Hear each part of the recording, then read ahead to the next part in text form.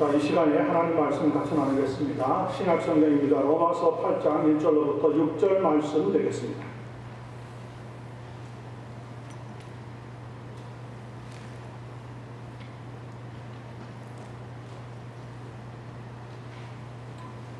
신약성경 249페이지입니다. 찾으셨으면 1절로부터 6절까지 하나님 말씀 합독하도록 하겠습니다. 같이 읽습니다. 시작. 그러므로 이제 그리스도 예수 안에 있는 자에게는 결코 정죄함이 없나니 이는 그리스도 예수 안에 있는 생명의 성령의 법, 죄와 사망의 법에서 너를 해방하였습니다. 율법이 육신으로 말미암아 연약하여 할 수 없는 그것을 하나님은 하시나니 곧 죄로 말미암아 자기 아들을 죄 있는 육신의 모양으로 보내어 육신의 죄를 정하사 육신을 따르지 않고 그 영을 따라 행하는 우리에게 율법의 요구가 이루어지게 하려 하심이니라. 율법을 육신을 따르는 자는 육신의 일을, 영을 따르는 자는 영의 일을 생각하나니 육신의 생각은 사망이요 영의 생각은 생명과 평안이니라. 아멘. 따라합니다. 부활 그 이후. 오늘 말씀의 제목은 부활 그 이후에 우리의 삶에, 특별히 믿는 이들의 삶에 어떤 변화가 일어났는가를 살펴보는 제목입니다. 자, 그래서 저는 부활 이후의 삶에 대한 말씀을 나누기 위해 로마서 8장 1절로부터 6절 말씀을 택하게 되었습니다. 사실 부활이 없었다면 기독교는 세워질 수가 없었을 겁니다.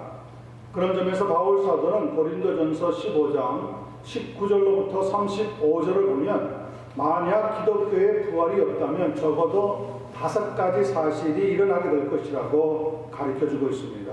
첫 번째, 예수님께서 가르치신 말씀을 참이라고 믿을 사람이 하나도 없을 것이다. 부활이 없다면. 두 번째, 누구도 죄로부터 용서함을 받을 수 없을 것이다. 세 번째, 그리스도 안에서 죽은 이들에게 내세에 대한 소망도 없을 것이다. 네 번째는 복음을 전한 사도들은 이 세상의 사기꾼으로 전락하고 말 것이다. 다섯 번째, 교회에 다니는 사람들은 그리고 이 세상에서 가장 불쌍한 사람이 될 것이다. 뭐가 없다면요? 부활이 없다면. 그러나 성경은 분명히 예수님께서 죽으시고 다시 살아나셨다고 선언하고 있습니다. 이것이 가장 중요한 사실입니다. 아멘. 기독교에서 십자가와 부활을 빼면 남는 게 없어요.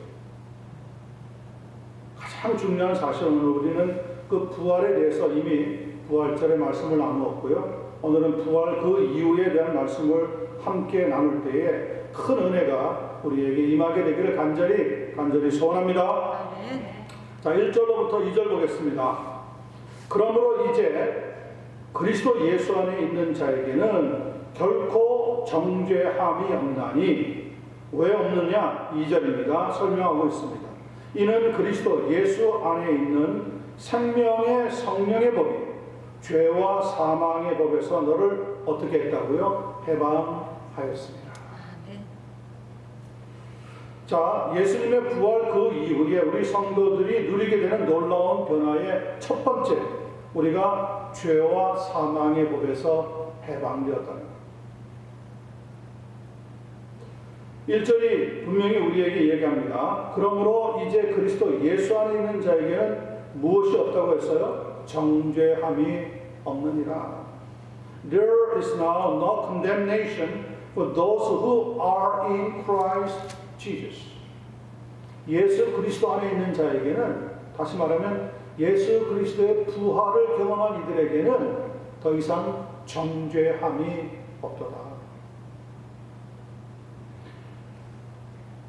십자가와 부활의 사건 이후에 우리에게 일어난 놀라운 변화의 첫 번째입니다.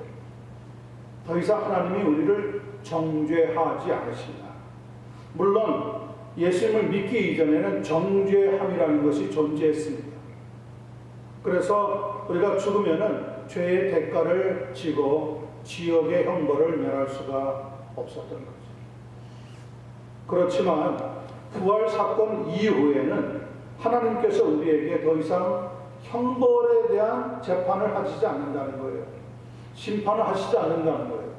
그래서 형벌이 없다고 우리에게 말씀합니다. 이 정죄함이라고 하는 것은 물론 지금 당장 하나님이 우리에게 벌을 주시는 그런 의미도 있겠지만, 진짜 중요한 것은 장차 우리가 하나님 앞에, 하나님의 심판대 앞에 섰을 때에 이루어지는 가장 중요한 사건을 설명하는 겁니다. 이에 대해서 우리 히브리서 9장 29절은 이렇게 알려주고 있습니다. 한 번 죽는 것은 사람에게 정해진 것이요 그 후에는 심판이 있으리라. Just as man is destined to die once. 한 번 죽는 것은 정해져 있어요. And after that, 그런데 그 이후에 to face judgment of God. 하나님의 심판을 맞아야 합니다. 놀라운 그리고 두려운 경고를 주고 있습니다. 누구나 하나님 앞에, 심판대 앞에 서게 된다면 죄 없다고 주장할 수 있는 사람은 하나도 없습니다.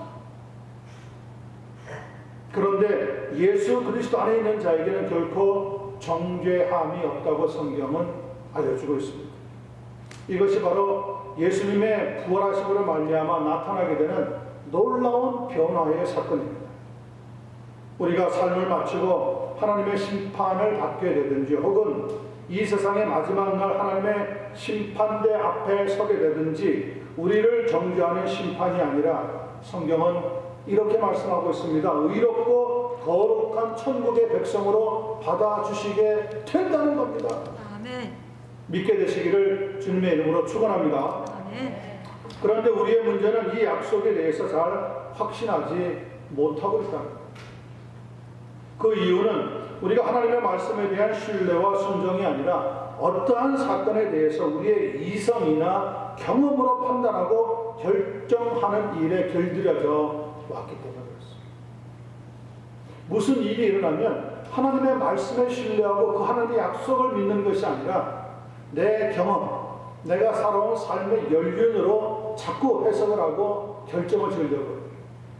아니면 다른 사람들의 코치를 자꾸 받아서 문제를 해결하려고 해요. 그럴 때 문제가 해결이 되지 않다는 거죠. 물론 어떤 때는 될 수도 있어요. 어떤 때는. 그러나 그것은 정확한 어드바이스, 조언이 아닌 거죠. 말씀의 확신이 줄어들고 인생의 경륜은 늘어나기 때문에 우리의 결정, 우리의 판단은 정확하지 못하다는 거죠. 심히 유감스러운 일이긴 합니다. 많은 사람들이 예수님을 믿는다고 말은 하면서도 정작 십자가의 부활의 능력을 누리지 못하기 때문에 영적으로 빈곤한 삶을 살아갈 수밖에 없어요. 그냥 교회를 왔다 갔다 하는 거로 끝내는 거예요. 진짜 믿음 생활하는 사람들은 그렇게 하지 않거든요. 진짜 믿음 생활하는 사람들은 하나님의 나라에 대한 확신을 가지고 살아요. 그래서 짜증날 일, 화날 일이 있지만 분노를 터뜨리지 않아요. 왜냐? 장차 우리가 천국에서 영원한 기쁨, 영원한 감사를 누리게 될 것을 내가 보기 때문에 그런 거죠. 아멘. 고린도전서 1장 18절은 이렇게 증가하고 있습니다. 십자가의 도가 멸망하는 자들에게는 미련한 것이요 구원을 받는 우리에게는 하나님의 능력이로다. 아멘. 아니, 하나님의 능력을 덧입는데 짜증낼 일이, 화낼 일이, 싸울 일이 뭐가 있냐는 거예요. 물론 속이 막 부글부글 끓을 때는 있죠. 그러나 정말 거듭난 사람은 어떻게 합니까? 그래서 감당을 시킬 줄 알아요. 그거를 절제할 줄 안다고.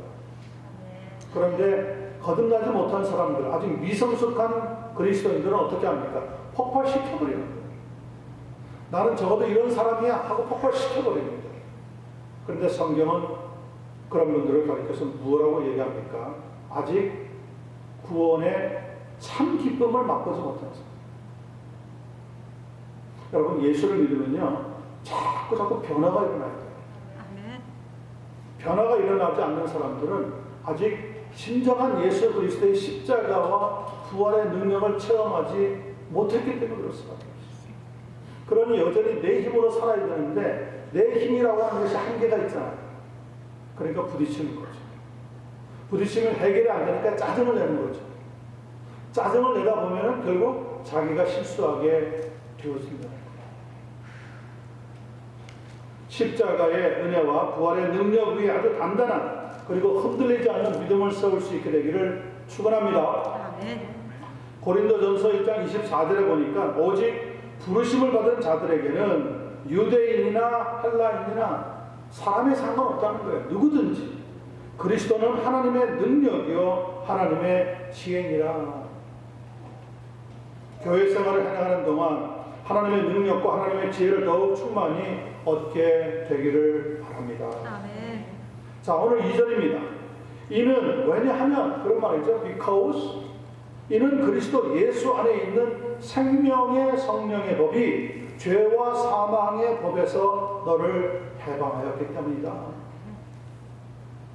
이 말은 우리가 더 이상 마귀의 속임에 넘어가서 실패를 두려워하거나 죽음을 슬퍼할 필요가 없다는 거예요. 저는 목사이기 때문에 장례식을 자주 치르는 편이다. 그래도 미국에 와서는 적게 치르는 거예요. 저희가 케냐라고 하는 선교지 있을 때 아프리카에서는 뭐 하루가 멀다 하고 장례식을 치렀어요. 장례식을 치르면 나타나는 반응이 거의 둘 중에 하나입니다. 조용하든지 시끌벅적하든지. 조용한 쪽은 믿음으로 준비했기 때문에 가요. 그런데 준비하지 못한 사람들은 막 울고 고함을 치고 관을 붙잡아 당겼다가 밀었다가 막, 야, 정말 장례식장에 딱 서 있으면은요 어떻게 해야 될지 몰라서 당황할 때가 많아요. 우리가 부활의 능력을 모른다면 생명의 성령의 법이 우리를 죄와 사망의 법에서 해방해 주셨다는 것을 깨닫지 못합니다. 하나님께서 정죄하시지 않겠다는데 여러분 누가 감히 우리를 정죄할 수가 있겠습니까? 성령의 생명의 법이 우리를 죄와 사망의 법에서 해방했다고 하는데 어찌 마귀가 우리를 두렵게 만들 수 있겠습니까? 저는 하나님께서 우리가 예수 그리스도를 믿고 십자가와 부활의 능력을 확신하는 그 순간 벌써 우리에게 정죄함이 없어졌을 뿐만 아니라 죄와 사망에서부터 해방시켜 주셔서 참 자유를 주셨다고 분명히 믿습니다. 아멘. 마태복음 12장 19절에 보니까 예수님이 이런 재미있는 비유를 하십니다.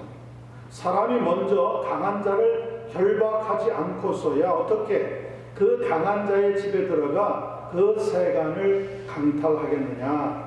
결박한 후에야 그 집을 강탈하리라. 여기서 강한 자라고 하는 것은 마귀를 의미합니다. 그 강한 자 마귀가 연약한 자 우리를 사로잡아 결박해버린다는 거예요. 그래서 죄와 사망의 법으로 우리를 두렵게 만들고 공포스럽게 만들고 세상을 따라가게 만든다는 거죠. 그런데 그 강한 자보다 더 강한 자, 그 강한 자를 결박시키고 그의 세간을 강탈할 수 있는 더 강한 자, 즉 예수 그리스도가 나타나시면 그의 공포와 두려움에서 벗어나서 자유를 주시는 역사가 일어나게 됩니다. 그 일이 언제 일어났습니까? 예수님이 십자가에서 죽으시는 그 순간에 뱀의 머리를 상하게 하신다고 하는 그 예언의 말씀이 그대로 이루어진 거란 말이죠.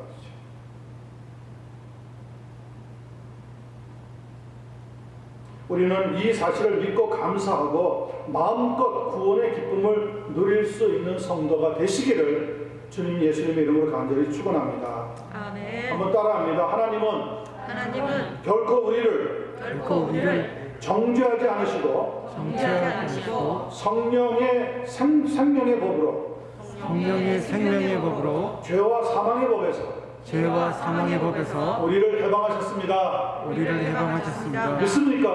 네. 그 믿음을 가지고 믿음 생활 계속해 나가실 때 놀라운 은혜가 매일매일 나타나기를 간절히 축원합니다.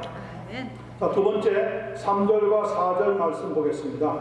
율법이 육신으로 말미암아 연약하여 할 수 없는 그것을 하나님은 하시나니 곧 죄로 말미암아 자기 아들을 죄 있는 육신의 모양으로 보내어 육신의 죄를 정하사 육신을 따르지 않고 그 영을 따라 행하는 우리에게 율법의 요구가 이루어지게 하려 하심이니라. 자, 예수님의 부활 그 이후 우리 성도들이 누리게 되는 놀라운 변화, 두 번째는 우리가 율법의 요구를 이루는 삶을 살아갈 수 있게 된다는 거예요. 율법의 요구가 무엇입니까? 마태복음 5장 48절은 이렇게 알려주고 있습니다. 그러므로 하늘에 계신 너희 아버지의 온전하신 것 같이 너희도 온전하라. Be perfect therefore as your heavenly Father is perfect. 자, 중요한 것은 이겁니다. 율법은 우리에게 하나님을 닮아 하나님과 같이 온전하라는 거예요. 문제는 우리가 온전하지 못하다는 거죠. 우리에게는 죄가 있기 때문에 온전해질 수가 없다는 거예요. 우리 가운데 누구도 온전한 사람은 있을 수가 없습니다.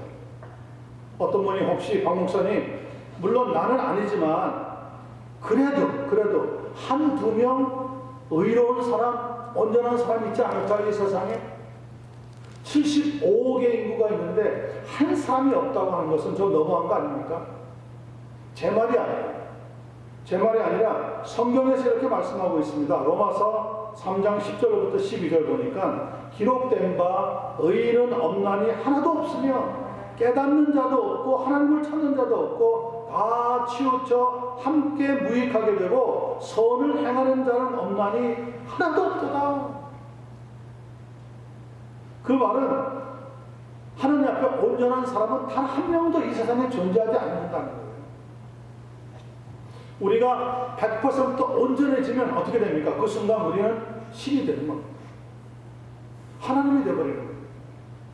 근데 영어로 농담 삼아 이야기하지만 그런 말이 있잖아요. Nobody's perfect. 완전한 사람은 없다. Everybody can make mistake.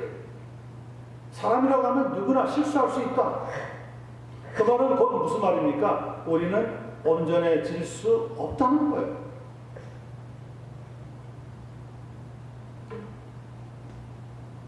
이것이 바로 우리가 생각하고 있는 율법의 문제이고 율법의 한계입니다. 그런데 율법 외에 하나님의 한 의가 나타났으니 그 의가 무엇입니까? 예수님이 십자가에서 이루신 복음의 의가 우리에게 주어지게 되었다는 거죠. 그리고 그것은 율법과 선지자들에게 증거를 받은 것이라고 성경은 말씀하고 있어요. 자, 오늘 우리가 대하고 있는 3절 후반부와 4절을 보면 이렇게 간단하게 쉽게 설명하고 있습니다. 곧 죄로 말미암아 자기 아들을 죄 있는 육신의 모양으로 보내어 육신의 죄를 정하사 육신을 따르지 않냐고 그 영을 따라 행하는 우리에게 율법의 요구가 이루어지게 하시니라. 무슨 말입니까? 우리가 죄가 있을 때 온전한 의인이 아니기 때문에 율법을 지켜서 살라고 하나님이 주셨는데 이 율법의 요구를 다 지킬 수가 있어요? 없어요? 없었다는 거예요. 그것 자체가 우리가 어떤 사람이라는 거죠? 온전하지 못한 사람이라는 거예요. 그런데 예수 그리스도의 십자가의 은총을 깨닫고 부활의 능력을 경험하고 나면 이제는 어떻게 된다는 겁니까?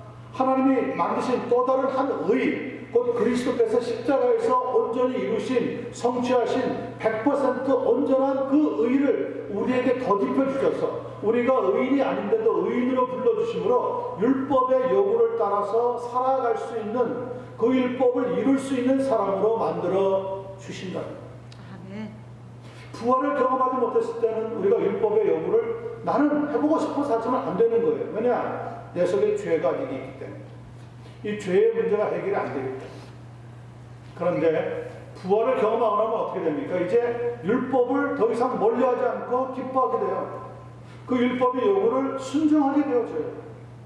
그리고 그 율법의 요구대로 우리의 믿음의 삶을 살아가는 사람이 되게끔 되는 변화가 일어나게 된다는 거죠.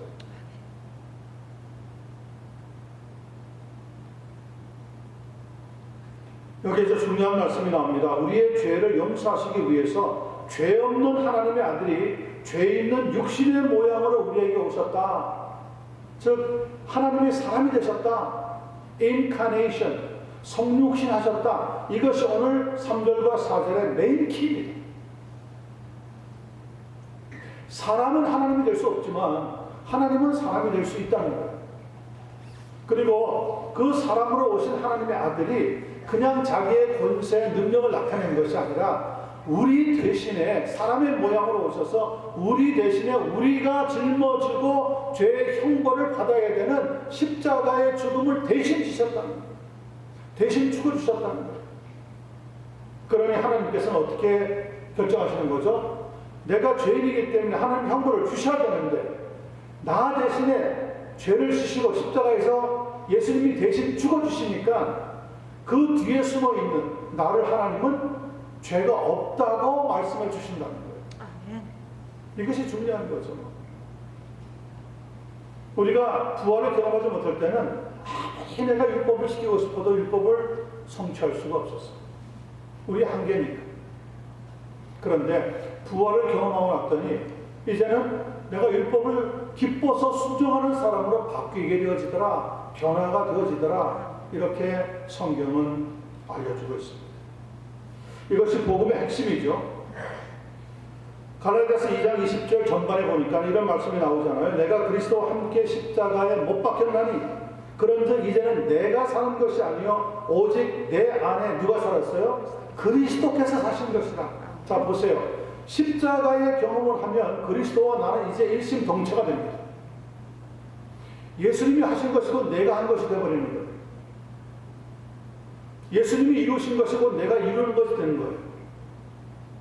예수님이 죽음을 이기셨기 때문에 우리도 죽음을 이길 수 있게 되어져요. 예수님이 죽었다가 다시 살아나시기 때문에 우리도 다시 살아날 수 있는 은혜를 덧입게 되는 거예요. 이거는 정말 놀라운 변화입니다. 우리는 우리의 인생을 살다가 수명이 다 되면 죽을 수밖에 없어요. 그런데 성경은 뭐라고 얘기하느냐? 그렇게 죽었던 예수님이 말씀하신 대로 3일 만에 다시 살아나신 그 부활의 능력이 있기 때문에 우리가 그 부활을 믿으면 우리도 그 부활에 동참하여서 죽지만은 다시 살아나는 놀라운 역사가 일어나게 된다는 거죠. 아멘.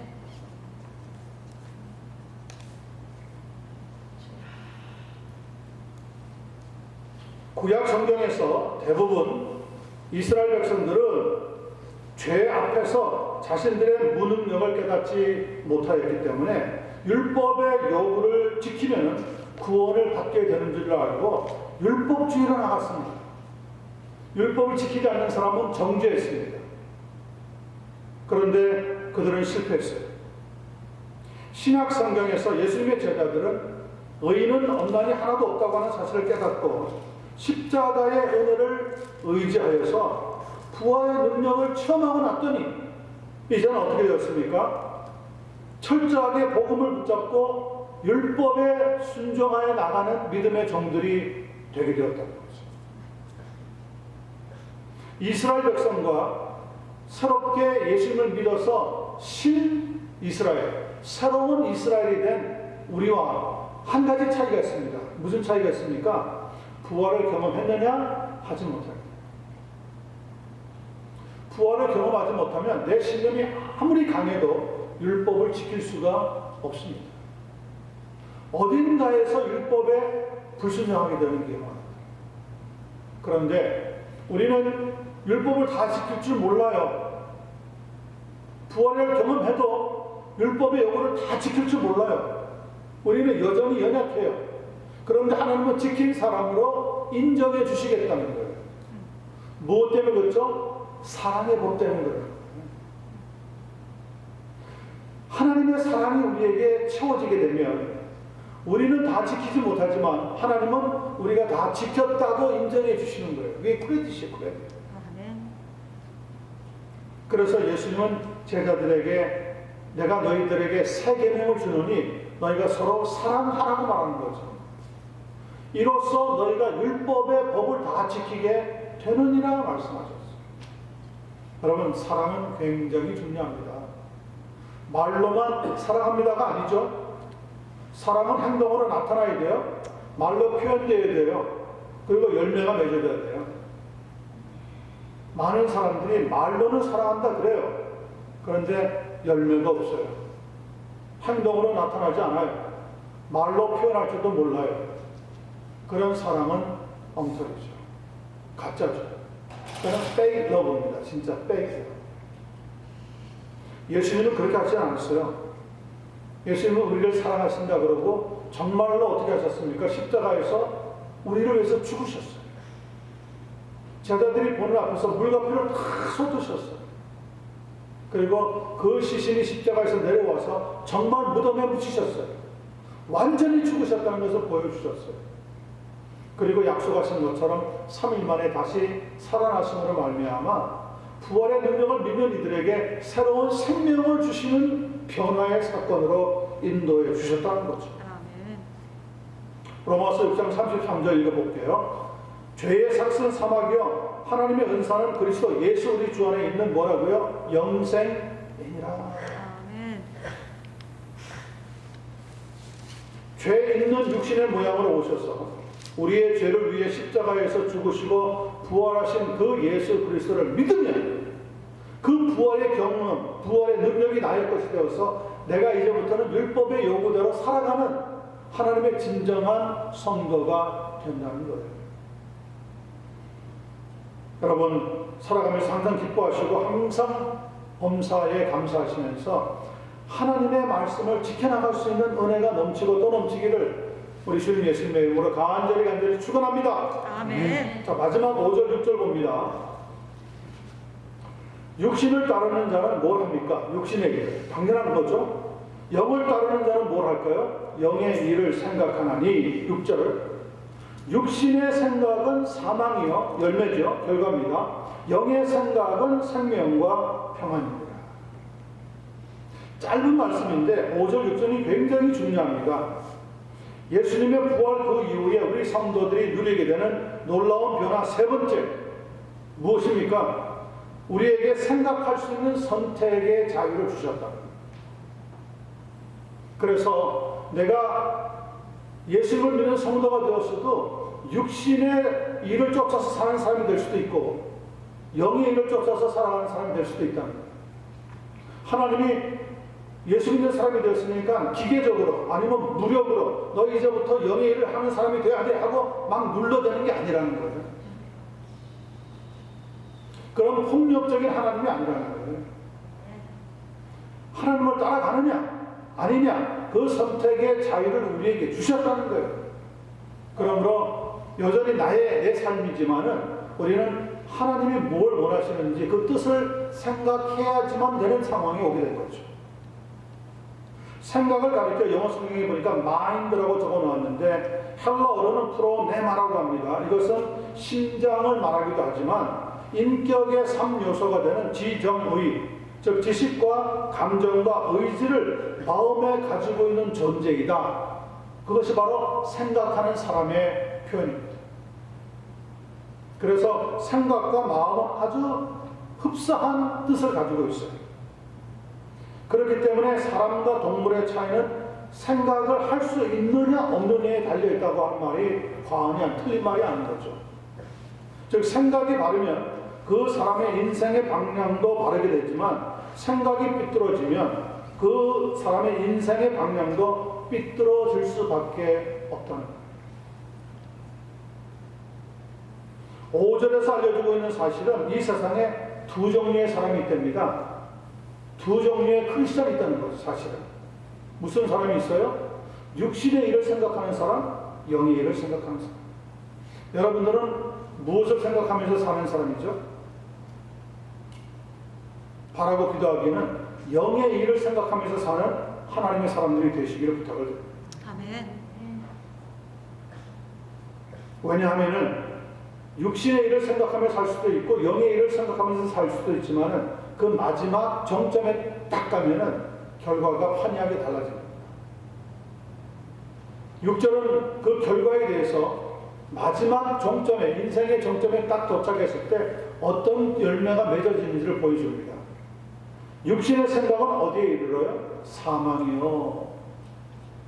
죽는 거예요. 죽는 것은 하나님의 정죄가 따르는 거예요. 하나님의 형벌이 따라가는 거예요. 영의 생각은 그러나 뭐라고 했습니까? 생명과 평안이니라. 아멘. 자, 육신의 생각을 하면 하나님께서 형벌을 주세요. 죄의 모양으로 살 수밖에 없어요. 그런데 영의 생각을 하며 살면 생명과 평안의 열매를 맺도록 역사해 주시다. 자, 이왕이면은 우리가 다홍치마라고 하는 말도 있는데, 여러분 신앙생활 하면서 어느 쪽을 얻어야지만 좋을 것 같아요? 사망이요?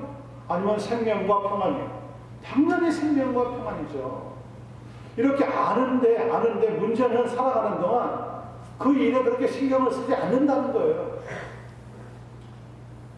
분명히 말로는, 입술로는 나는 생명과 평안을 사랑한다 이야기하면서도 사실은 이 세상을 좋아서 따라가는 사람들이 너무너무 많이 있다는 거, 부지기수로 많이 있다는 거예요. 헤아릴 수 없이 많이 있다는 거예요. 이게 우리를 안타깝게 만드는 거죠. 여러분, 저 유럽에 우리보다 훨씬, 미국보다 훨씬 더 기독교가 들어가서 부흥하고 성장했어요. 근데 지금은 왜 예수 믿는 사람들이 10%도 안 될까요? 어떤 나라는 복음이 한번 들어갔다가 지나갔는데 지금 5%도 안 돼요. 그래서 선교 대상국이 되어 있는 나라들이 상당히 많이 있어요. 무엇입니까? 문제가 무엇이었습니까? 말로는 생명과 평안을 위해서 믿음 생활을 한다고 하면서 여전히 그들의 마음속에 뭐가 생겼어요? 욕심이 생겨가지고 세상을 쫓아간 거예요. 그러니 교회는 주저앉을 수밖에 없는 거죠. 성령은 그러한 교회에 남아있지 않습니다. 떠납니다. 자, 그리고 미국으로 옮겨오신 복음의 능력의 역사가 한 300년 동안 잘 선교사들이 나오고 교회가 부흥하고 전 세계에 선한 영향력을 끼치다가 이제는 어떻게 되었습니까? 미국의 그리스도인들이 점점 줄어들었어요. 이전에 한때 미국에서 15만 명 이상의 선교사를 외국에 보냈어요. 이 사람들은 하나의 정권 대사잖아요. 미국 정부가 보내진 않지만 미국 정부의 상당한 대표성을 뛰어나가서 복음을 증거하고 교회를 세웠단 말이에요. 근데 지금 미국에 2만 9천 명밖에 선교사가 없어요. 그리고 지금 나가 있는 미국 선교사들도 나이가 많이 들어서 은퇴하고 돌아와야 되는 상황이에요. 자, 돌아오는 건 오케이, 받아들입시다. 그러면 대신 누가 나가야 되잖아요? 나갈 사람이 없다는 거예요. 얼마나 안타까운 일인지 알 수가 없어요. 왜 그렇죠? 그들의 욕심이 하나님의 나라와 점점 멀어지는 삶을 살아오면서 물질적인 풍요함을 꿈꾸기 때문에 이 물질적인 풍요함이 나쁜 것은 아니지만 돈을 사랑하고 물질에 빠져버리는 순간 하나님의 나라와 복음의 능력과는 대립이 되는 거예요. 이게 동시에 다 이루어지지 않는 거예요. 그런 딜레마를 안고 있다는 겁니다. 6절의 말씀을 다시 한번 볼게요. 육신의 생각은 사망이요 영의 생각은 생명과 평안이라. 자, 이 마지막 부분에서 가장 중요한 단어가 뭡니까? 생각입니다. 생각의 변환이 필요하다는 거예요. 생각은 내가 마음대로 할 수 있는 자유가 있지만 어떻게 하나님의 나라를 꿈꾸면서 생각할 수 있느냐, 여기에 최종적인 키포인트가 들어있는 거죠. 여기서 중요한 것은 이 생각이라고 하는 것이 영혼에 속한다고 하는 사실입니다. 영혼. 그 예를 들어보면 누가복음 16장을 보면 부자와 거지 나사로의 이야기가 나옵니다. 두 사람 다 죽었어요. 그런데 부자는 죽어서 음부에 내려갔습니다. 나사로는 아브라함의 품에 안겼습니다. 자, 음부에 내려간 부자가 아브라함을 보고 나서 이렇게 이야기합니다. 아버지 아브라함이여, 나를 긍휼히 여기사 나사로를 보내어 그 손가락 끝에 물을 찍어서 내 혀를 서늘하게 해주소서. 그러니 지금 이 음부 지옥이라고 하는 것이 어마어마한 지금 온도로 뜨겁게 달구어져 있는 곳이라는 것을 금방 이해할 수 있을 거예요. 사막을 걸어보신 적이 있는지 모르겠어요. 뭐 여기 캘리포니아도 동쪽 자꾸 들어가면 데스밸리 같은 사막이 있긴 하지만 아프리카의 사막은 어마어마하게 없어요. 딱 사막에 발을 디디는 순간에 흘러내리는 땅이 다 말라버립니다. 그게 소금기가 돼요. 거기에서는 유일하게 필요로 하는 것. 뭘 필요로 하는지 아세요? 소다는 필요로 하지 않습니다.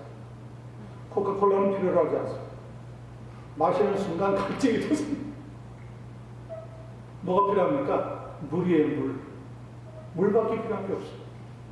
물이 떨어지면 죽는 거예요.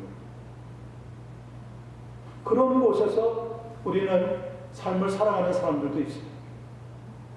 자, 그 정도로 음부라고 하는 것이 고통스러운 곳인데 아브라함이 그 부자의 이야기를 듣고 나서 이렇게 이야기합니다. 예, 너는 살았을 때 좋은 것을 받았고 나사로는 고난을 받았으니 이것을 기억하라. 이제 그는 여기서 위로를 받고 너는 거기서 괴로움을 받느니라. 그뿐 아니라 너희와 우리 사이에 큰 구렁텅이가 놓여 있어 여기서 너희에게 건너가고자 하되 갈 수 없고 또 거기서 우리에게 건너올 수도 없게 되어 있느니라.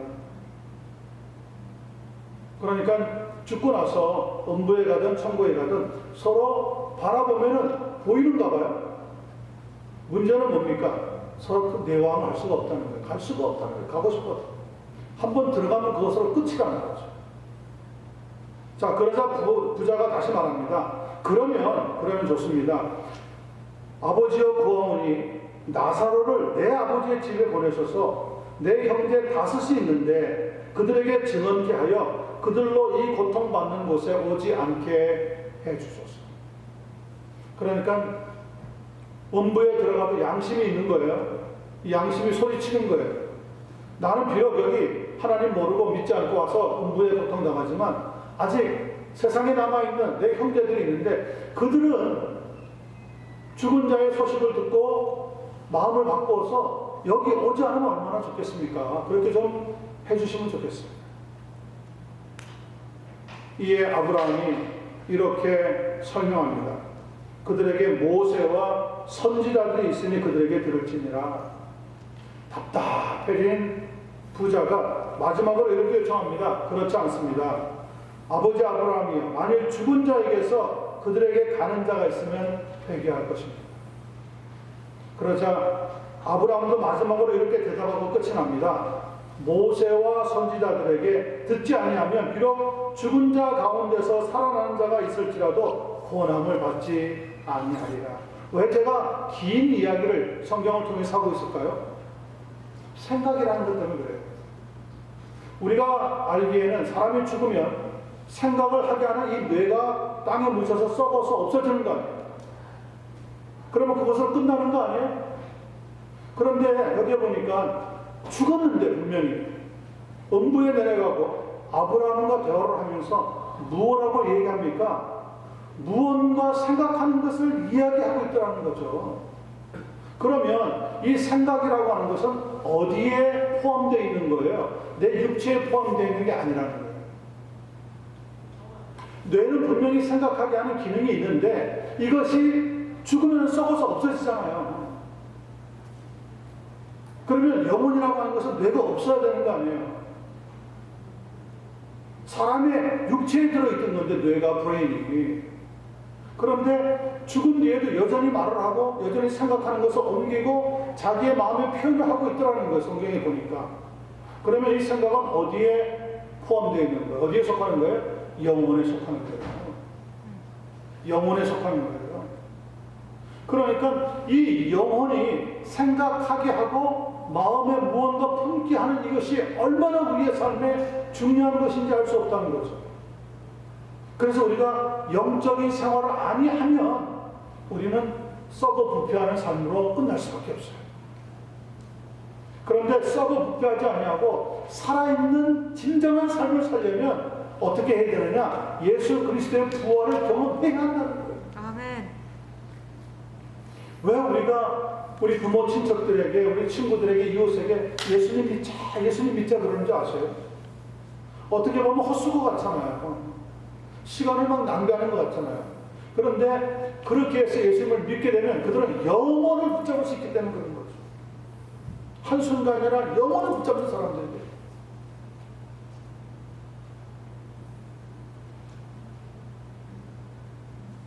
여기에서 제가 생각하려고 하는 것은, 그러면 육신의 생각은 뭐냐는 거죠. 육신의 생각은 우리 육신이 가지고 있는 욕심을 의미합니다. 내 육체가 욕심을 내는 것은 의식주의 문제만이 아닙니다. 마태복음 15장 19절에 보니까 마음에서 나오는 것은 악한 생각과 살인과 간음과 음란과 도둑질과 거짓 증언의 비방이라고 우리에게 알려주고 있습니다. 그런다는 거죠. 또 로마서 1장 21절에서 23절을 보면 하나님을 알되 하나님을 영화롭게 하지 아니하고 감사하지도 아니하고 도리어 그 생각이 허망하여지고 미련한 마음이 어두워져서 스스로 지혜 있다 하나 어리석게 되어 썩어지지 아니하는 하나님의 영광을 썩어질 사람과 새의 짐승과 기어다니는 동물 모양의 우상으로 바꾸었느니라. 자, 내 육신의 생각은 무엇까지도 붙잡게 되느냐? 하나님이 아니라 하나님 대신에 우상을 붙잡고 사는 사람이 되기도 합니다. 우상 숭배 역시 육신의 욕심에서 나오는 일이라는 거죠. 더 나아가서 로마서 1장 26절에 보면 여자들과 남자들이 순리를 쫓지 아니하고 영리를 따르고 서로에게 음욕이 불일들하여서 더불어 부끄러운 일 하는 것 자체 역시 육신의 욕심에서 나오는 거예요. 미국에서는 지금 동성애가 합법화되었잖아요. 괜찮다는 거예요, 그게. 이런저런 삶도 있지만 동성애의 삶도 나쁘지 않다는 거예요. 그래서 합법화가 되었어요. 자, 그러면서 뒤에서 뭐라고 변명합니까? 저 사람들은 태어날 때부터 저런 모습으로 태어났다는 거예요. 그래서 우리가 막으면 안 된다는 거죠. 그런데 성경은 뭐라고 얘기합니까? 성경은 순리로 살아가야 되는데 영리로 바꾸어서 사는 사람. 그래서 서로에게 향하여 부끄러운 일을 하기 때문에 하나님의 징계를 받지 않을 수가 없다고 분명하게 말씀하고 있어요. 육신의 생각은 사망이고 영의 생각은 생명과 평안이에요. 왜 평안으로 이루어집니까? 우리가 다 읽지 않았지만 로마서 8장 7절과 8절 말씀 한번 보세요. 거기에 이렇게 대답해주고 있습니다. 육신의 생각은 하나님과 뭐가 됩니까? 원수가 되나니 이는 하나님의 법에 굴복하지 아니할 뿐 아니라 할 수도 없음이라. 육신에 있는 자들은 하나님을 기쁘시게 할 수 없느니라. 절대 양립할 수 없어요. 하나님도 믿고 세상도 믿고 살아갈 수 없다는 거예요. 자, 저는 우리 교회 성도님들이 예수님의 부활의 능력을 체험했으니까 더 이상 육신의 욕심을 따라 살지 아니하고 영의 생각을 하면서 하나님의 뜻을 쫓아가려고 애쓰는 한 분 한 분 될 수 있기를 예수님의 이름으로 간절히 축원합니다. 엇갈린 운명, 믹스 페이트라고 하는 미국 남북 전쟁 때에 빚어진 두 사람의 이야기가 있습니다. 이 이야기만 나누고 마치도록 하겠습니다. 전쟁의 무서움에서 죽음의 사선을 함께 넘었던 두 친구가 전쟁이 끝나고 고향으로 돌아오게 됩니다. 엉망으로 엉클어졌던 자기들의 젊은 시간을 보내고 고향 마을이 보이는 언덕 위에 도착했는데 한 친구가 내려다보는데 그의 눈에는 뭐가 들어왔겠어요? 술집이 보여요. 또 한 친구가 바라보는데 그 친구의 눈에는 뭐가 들어왔어요? 교회가 보여요. 자, 보는 것은 자기 마음이잖아요. 이걸 보든 저걸 보든. 자, 그런데 술집을 본 사람은 어떤 생각을 했느냐? 야, 됐다, 저기 하셨네. 내가 전쟁터에서 엉망으로 지금 몸이 망가졌는데 무슨 일을 할 수 있는 것도 아니고 이제 내려가서 저 술집에서 그냥 술이나 진탕 마시면서 시간을 좀 보내야 돼요. 자, 또 한 친구는 교회를 보고 나서 어떤 생각을 했겠습니까? 보는 건 자유예요. 근데 생각은 해석을 잘해요. 그 친구는 이렇게 해석하는 겁니다. 내가 죽음의 전쟁터에서 살아온 것은 하나님이 나를 지켜주셨기 때문입니다. 그러니까 이제 나는 교회 나가서 진짜 하나님 믿는 사람이 되어야 되겠어. 그렇게 언덕에 내려가서 한 친구는 술집으로, 한 친구는 교회로 갔어. 그리고 30년이 지납니다. 술집으로 갔던 친구는 그의 인생을 어디에서 나머지를 보냈겠습니까? 술이 칭탕 취해가지고 사고를 치고 감옥에 들어가서 감옥에서 그 일생을 마치. 그 감옥에 들어간 어느 날 신문을 바라보는데 신문에 바로 그 해에 대통령이 된 사람의 사진과 글이 실려 있는데 그 사진을 딱 보는 순간에 알아차는 거예요. 자기하고 같이 죽음의 사선을 넘었던 바로 그 친구예요. 그때 그 친구가 회개합니다. 내가 인생을 잘못 살았어. 왜 저 친구와 같이 생각을 할 때 하나님이 나를 지켜주셨다, 하나님이 나를 보호하셨다 생각을 못했을까? 왜 내가 그때는 이제는 전쟁에 지친 힘은 술이나 칭껏 마시다가 좀 시간 좀 보내고 내가 평안하게 살아야 되겠다, 그렇게 생각했을까? 한 사람은 대통령이 되었어요. 그 사람은 클리브랜드라고 하는 대통령. 또 한 친구는 감옥에서 그의 인생을 마쳤어요. 생각이라고 하는 것이 여러분 이렇게 중요합니다. 순간마다 우리의 생각과 선택이 우리의 인생을 뒤바꿔 놓을 수 있다는 거예요. 잠언서 23장 7절 말씀 들어보세요. 대저 그 사람의 생각이 어떠하면 그 위인도 그러하도다. 무슨 말입니까? 생각을 어떻게 하느냐에 따라서 그 사람의 됨됨이도 나타난다는 거죠. 이제 오늘 예배 이후에 여러분들이 가정으로 돌아가고 일터로 돌아가서 분명히 보는 게 있을 겁니다. 볼 때 보는 건 여러분 자유예요. 근데 그걸 보고 나서 생각하는 것은 하나님의 말씀에 의지해서 감당할 수 있게 됩니다. 육신의 안락과 쾌락과 욕심을 따라 살지 마시고 십자가의 주님을 바라보면서 그 부활의 능력의 삶, 그 삶을 살아가게 된다면 우리는 이 세상에서 가장 많은 복을 받은 사람이 될 줄로 믿습니다. 아멘. 오늘 부활 그 이후 말씀을 나누었습니다. 우리의 욕심의 생각을 버리고 성령 안에서 하나님의 뜻과 영광을 위해서 생각하며 살아갈 수 있는 한 분 한 분 되시기를 예수님의 이름으로 간절히 축원합니다. 아멘. 기도하겠습니다.